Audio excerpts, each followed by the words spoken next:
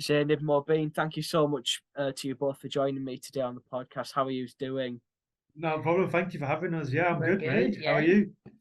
I'm very good, thank you, and I'm looking forward to chatting. But I want to begin today by asking you, of course, Race Across the World finished last week. How's the reception been for you, and how's everything been since the series finishing?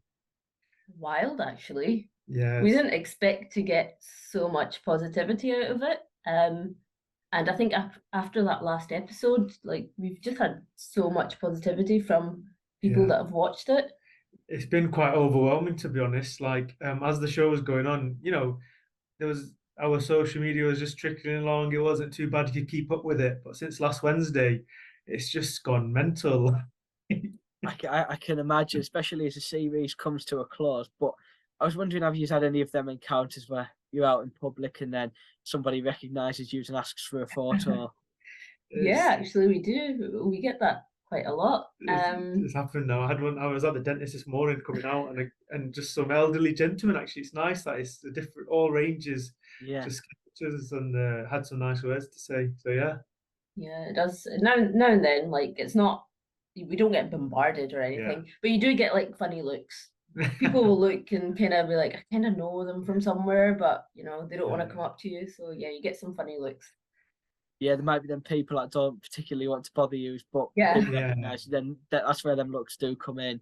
But I want to, but before we delve into the series, I want to ask you, what was it that persuaded you to go and do it? Was it a mutual decision, and what were the factors of going on the show for you two?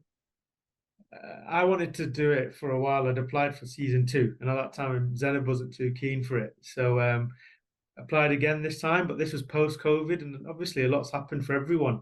And I think we were just ready to have a challenge. Yeah, I think I like the idea of it in theory. I thought, wow, this is an amazing adventure. I'd love to do it, but I was always a bit of a chicken, to be honest. I didn't think I'd be able to survive 2 months without my phone and with a backpack. But like Mobeen said, after COVID, I just thought life's too short. You know what? There's nothing to be afraid of. Just go and do it. So yeah.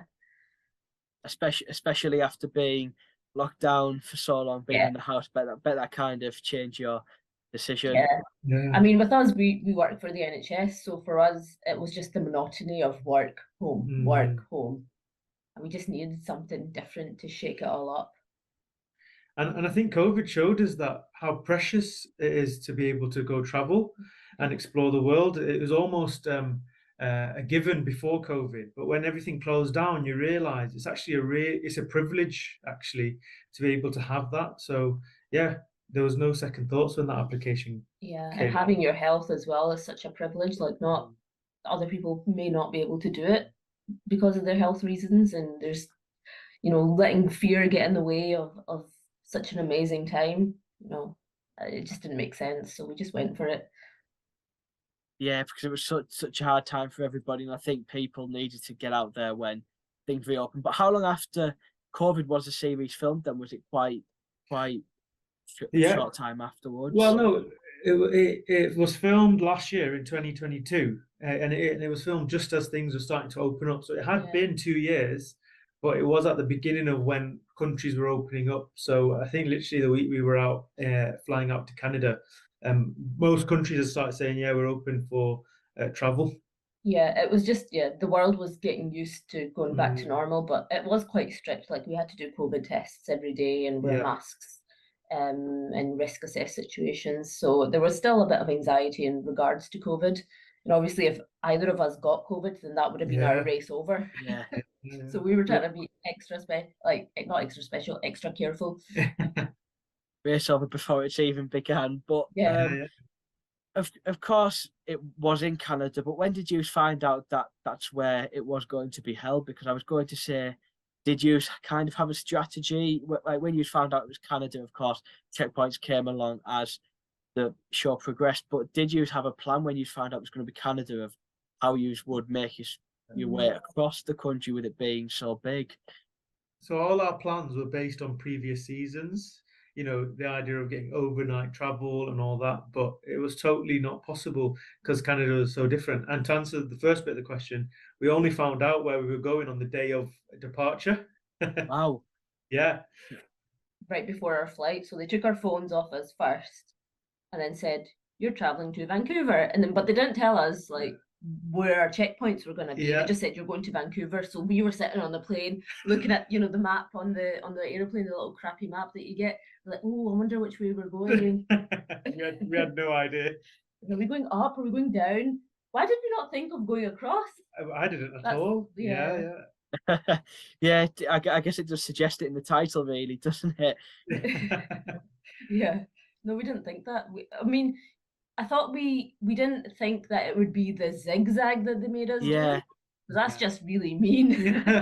So like, plus is just too straight and simple. Yeah, we didn't realize but it didn't occur to us that actually they're going to make us zigzag the whole of Canada. But I'm so glad they did it. It was like, what a place, man. Yeah. It's like somewhere we would never have thought to have gone to otherwise. Yeah, I was going to say, as of course, as tough as the series did get at times, it must have been an amazing experience for you personally as well, forgetting about the TV element, just to go and explore a country like that. Like, we had never ever thought about going to Canada. Simply and stupidly, we just associated to be the same as America. North America, English speaking, big cities. Totally didn't realize how beautiful it was and how much open vastness it has. And untouched beauty. Yeah. Like, it's just, when I thought of Canada before, I just thought Vancouver or Toronto, the cities. I didn't think of anything else in between, the really quirky places like Dawson City and Churchill. Vancouver Island, even though we didn't go on it. Yeah. Whistler, all these places. Yeah, I can agree there, because myself as a viewer, basically, I'm not massively clued up on Canada, but like you said, Zainib, basically Toronto, Vancouver, all the main big cities, but some of the quirky little towns which did look really cozy, looked like a lovely country. But was there an in particular favourite location that you visited whilst on the show? Favourite? I don't know if I've got a favourite. What's your favourite?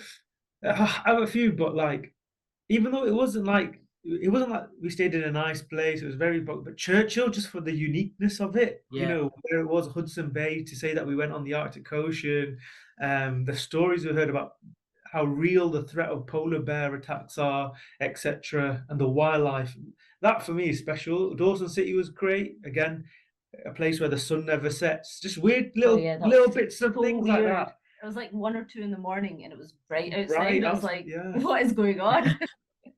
And they've maintained the aesthetics of the building. Like, there's a law that you can't, but it's all got to be wooden building. So it just feels like you're going back 100, 200 years. It felt like a film set. Yeah. Like a old school Western film set. It was just really bizarre.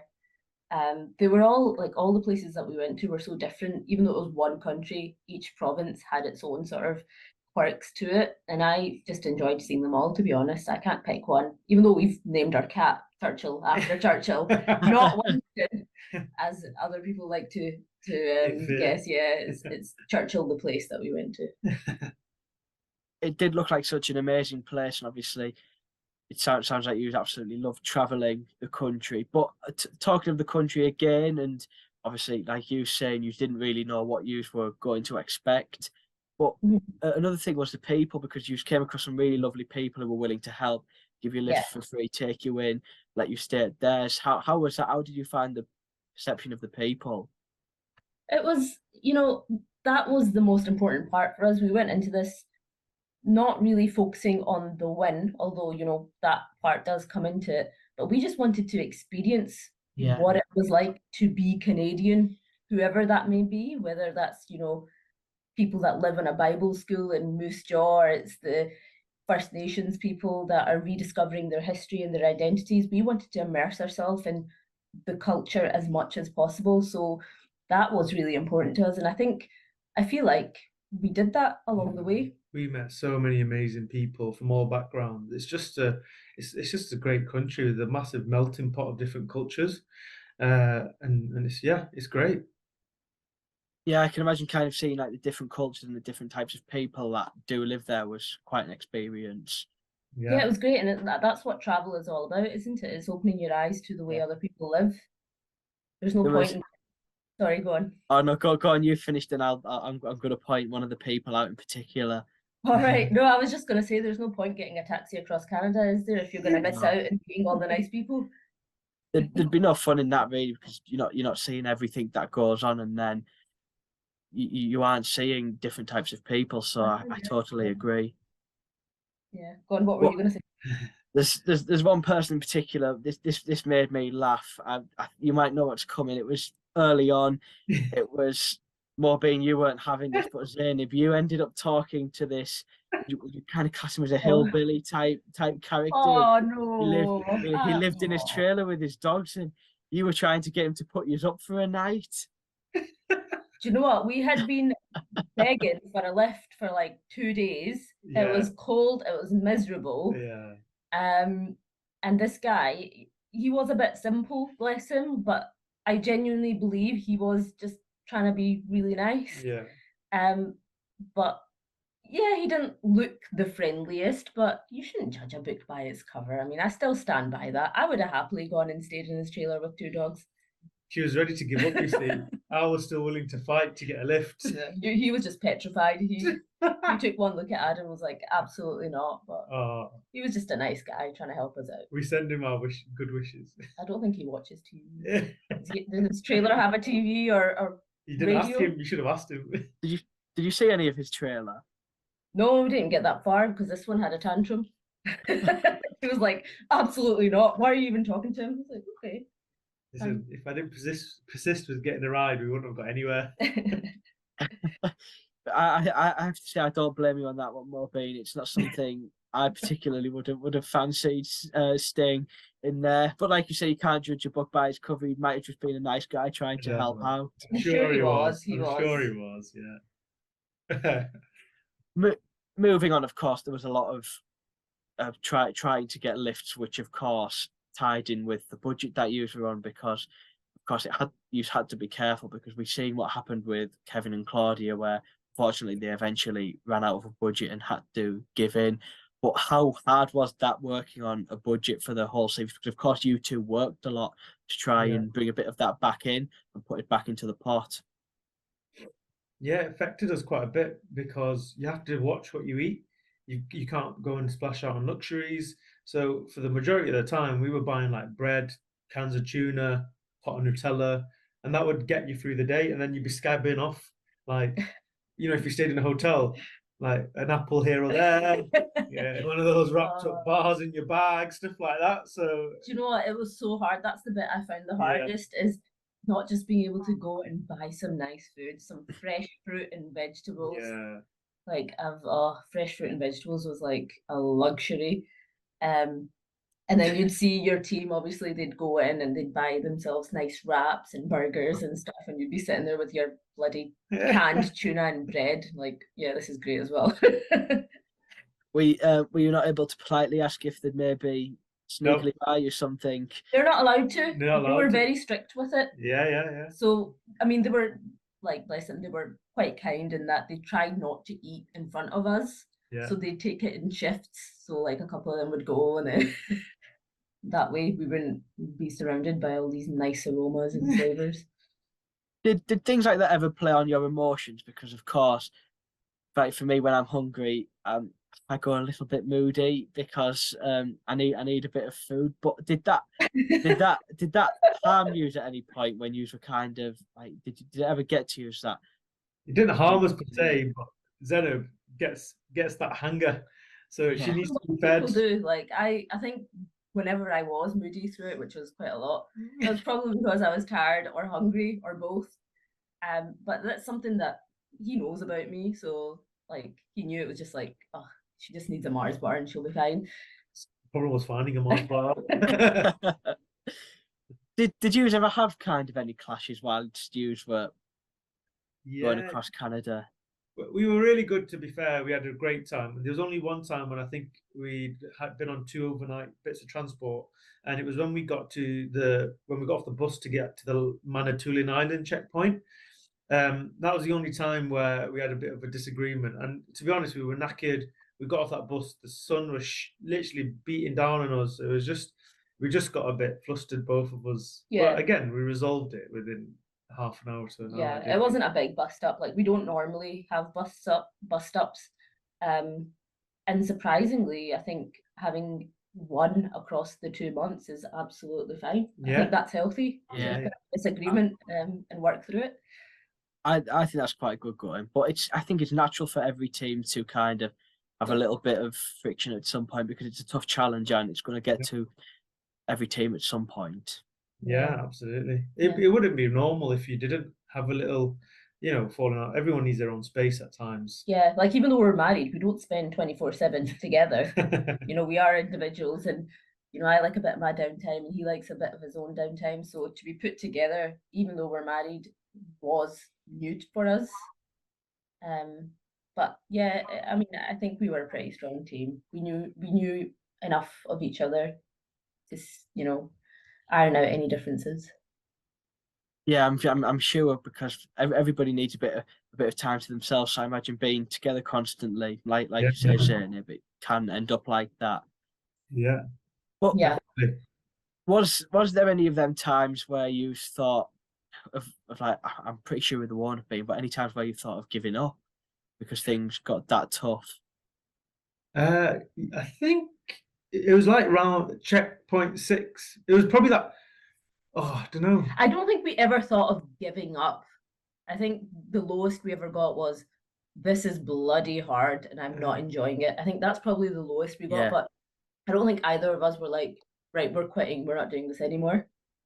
For us, it was just about the long game, trying to get to the end. I think when the times when we came first, that came at a really good time for us, because it was getting really hard at that point and we hadn't won and we were just getting a bit like, oh, it's the same thing. But then we won and then we got the energy back, and they came at really good times. We just wanted to sign our names in the book first, at least once. So yeah, that was a good victory for us.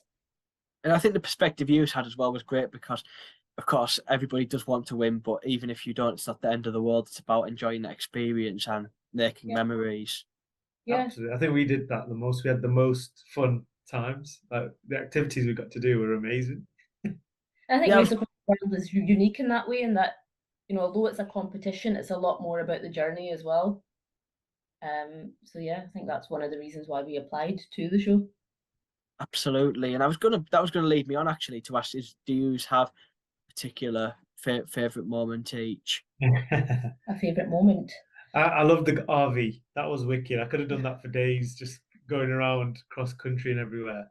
But the plane journey over the Kluane National Park was wicked.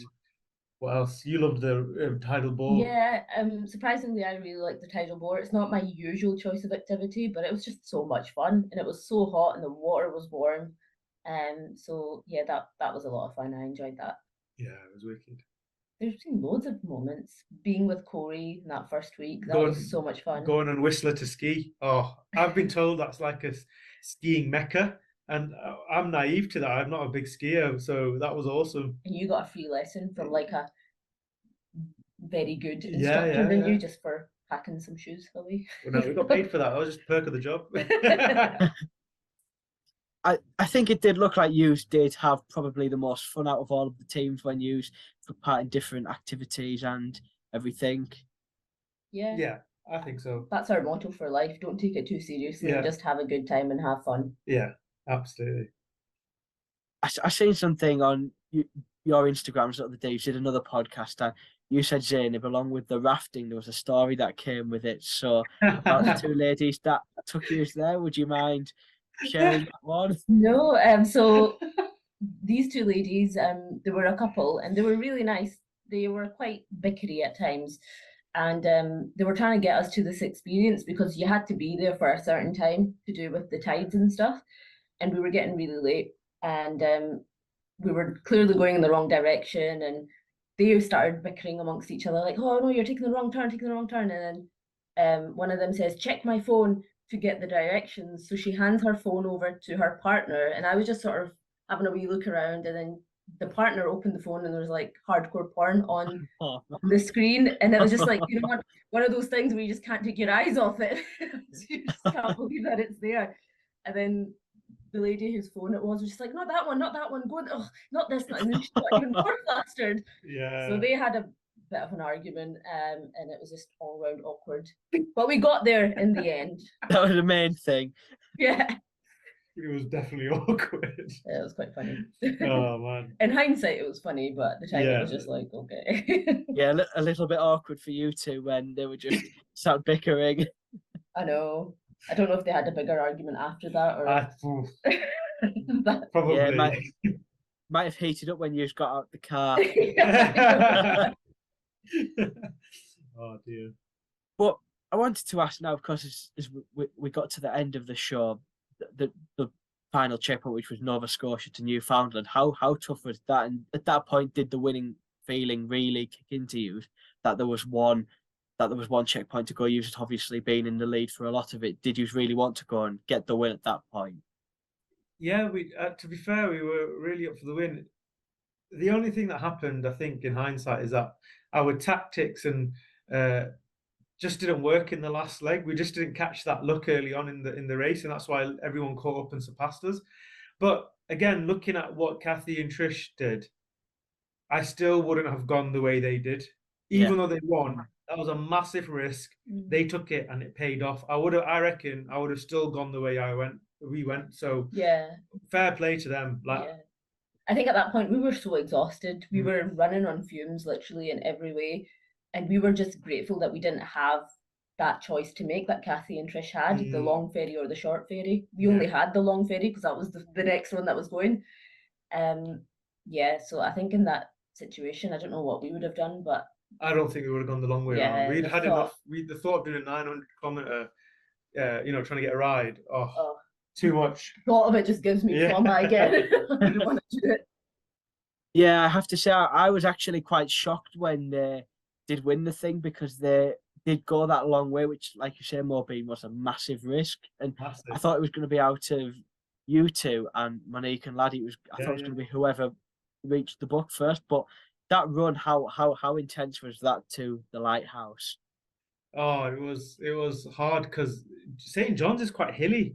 I don't think it came across, but we were up and down hills all the time, and that's why we had to dump those bags. I wanted to dump my bags as soon as we got out the lift from Brett, the guy that dropped us off there. I was like, let's dump my bags.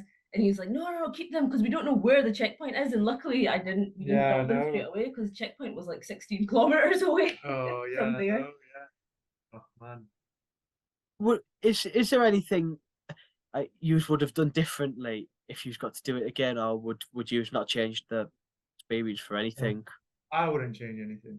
I don't have any regrets about it. And again, meeting Brett on the last ride into St. John's, that for me was just like, we were meant to be there. We were meant to meet him, have that conversation. So there's no way we could have wanted it to go any other way. Yeah. Yeah.